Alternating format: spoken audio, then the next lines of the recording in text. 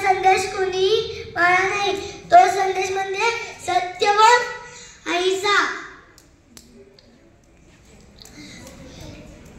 त्या उलट सर्व कामे तुम्ही केली, ते म्हणजे स्त्री पुरुष समानता, मारामारी, भेदभाव असे सर्व तुम्ही काम केले.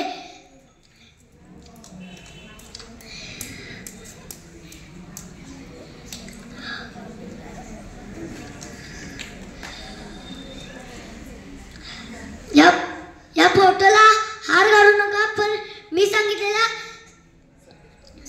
संदेशाच्या मार्गावर चला, मग माझ्या आत्म्याला शांती मिळेल. धन्यवाद.